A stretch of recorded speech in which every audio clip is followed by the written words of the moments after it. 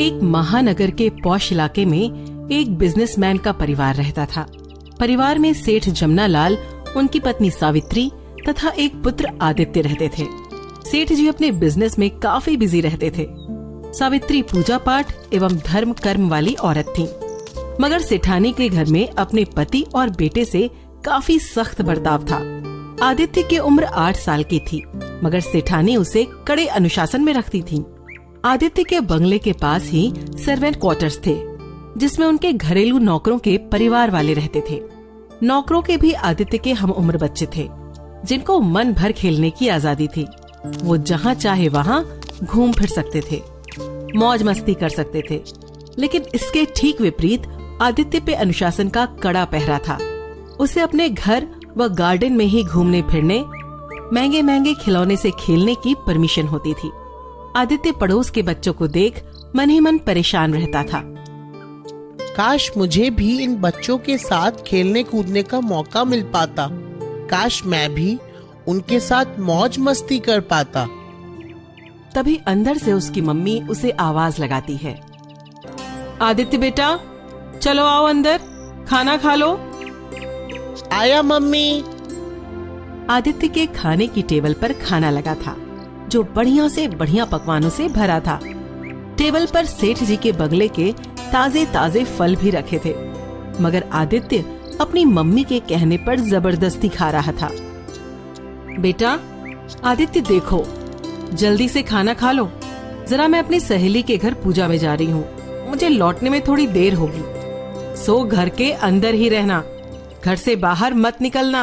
और हाँ, अपने नौकर हीरा की बात मानना। जी मम्मी। ऐसा कहकर सेठानी घर से बाहर चली जाती है और आज इधर आदित्य पास पड़ोस में खेल रहे बच्चों के पास चला जाता है। वहाँ बच्चों को खेलता देख वो बेहद खुश होता है और उन बच्चों के पास जाकर बोलता है कि मुझे भी अपने साथ खिलाओ ना, मुझे भी आप लोगों के साथ ढेर सारी मौज मस्ती करनी है। आप हमारे साथ कैसे खेल सकते हो? आपने तो इतने महंगे महंगे कपड़े पहने हैं, कीमती जूते पहने हैं। आप तो अमीर आदमी के बेटे हो। मैं अमीर नहीं हूँ, अमीर तो मेरे मम्मी पापा हैं। मैं तो आप लोगों की तरह ही हूँ और मैं आप सभी के साथ दोस्ती भी करना चाहता हूँ। नहीं नहीं, आप हमारे मालिक के बेटे हो। हमारे साथ आपका खेलना कूदना ठीक नहीं है।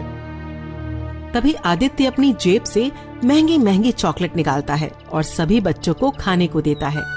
चॉकलेट खाकर सभी बच्चे बेहद खुश हो जाते हैं और वो आदित्य को अपने साथ खिलाने के लिए राजी हो जाते हैं। वाह, क्या स्वादिष्ट चॉकलेट है। हमने तो आज तक इतनी टेस्टी चॉकलेट खाई ही नहीं। सुनो, आज से तुम हम सबके दोस्त, लेकिन एक शर्त पर। वो क्या भला? तुम ये बात मालकिन और सेठ जी को कभी नहीं बताओगे? ठीक है, मैं कभी भी अपनी इस दोस्ती के बारे में नहीं बताऊंगा। इस तरह आदित्य और उन बच्चों के बीच दोस्ती की शुरुआत हो गई। धीरे धीरे सभी बच्चों से आदित्य काफी घुल मिल गया। आदित्य को जब भी मौका मिलता तब वो अपने घर से पड़ोस के अपने दोस्तों के लिए जरूर कुछ न कुछ खाने के लिए लेकर जाता। बच्चे भी आदित्य के दिए फल, मिठाई, टॉफी आदि का भरपूर लुत्फ उठाते। लेकिन एक दिन आदित्य की ये हरकत पकड़ी गई। आदित्य, आदित्य, कल यहाँ एक ड्राई फ्रूट का 2 किलो का डब्बा रखा था, मुझे किसी को उसे गिफ्ट करना था, कहाँ गया वो?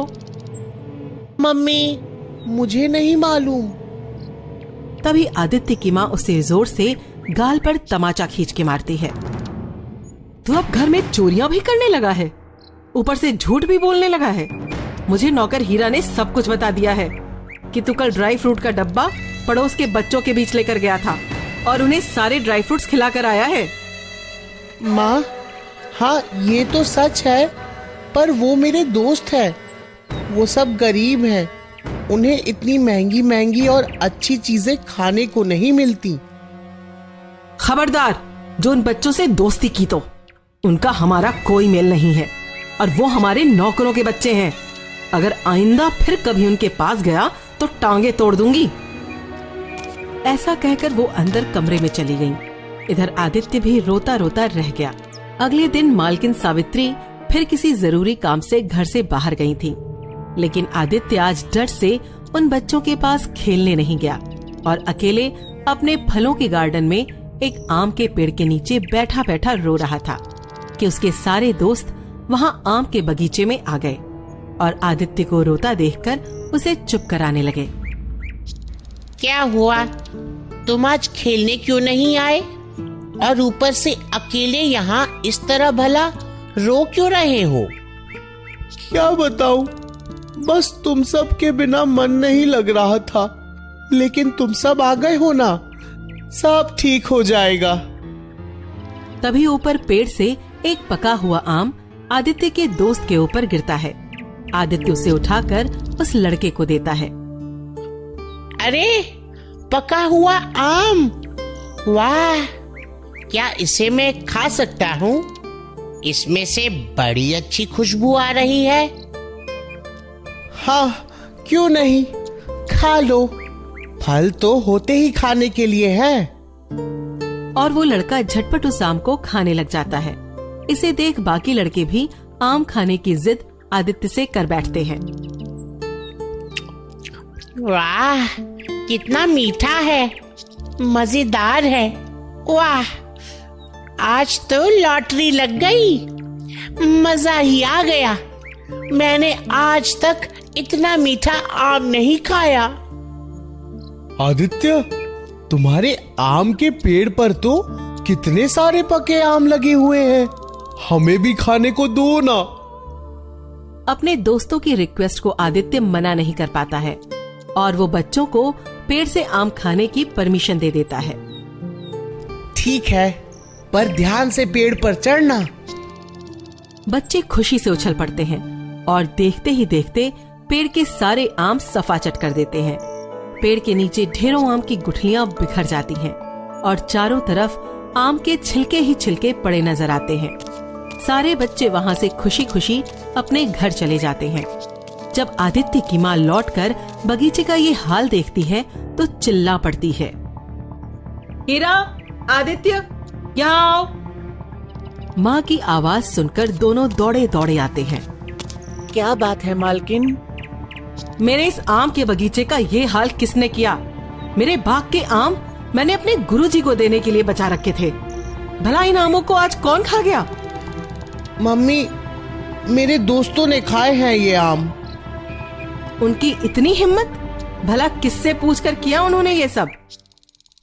मम्मी, मेरे से पूछकर, मैंने ही उन्हें आम खाने के लिए हाँ कहा था।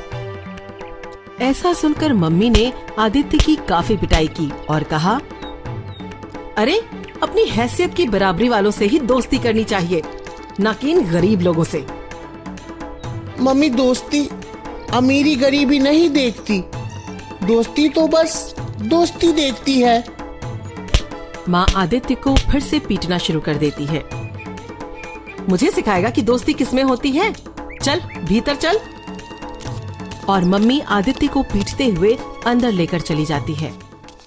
इधर कुछ समय बाद आदित्य की मम्मी बहुत ही गंभीर रूप से बीमार पड़ जाती है।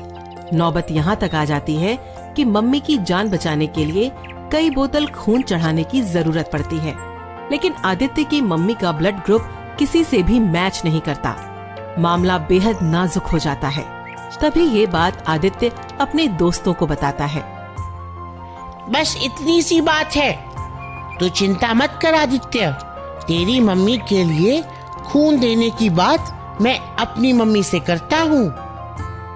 और आदित्य के गरीब दोस्तों की मम्मी का ब्लड ग्रुप आदित्य की मम्मी से मैच कर जाता है और डॉक्टर फटाफट उन गरीब औरतों का खून आदित्य की मम्मी को चढ़ाकर उनकी जान बचा लेते हैं।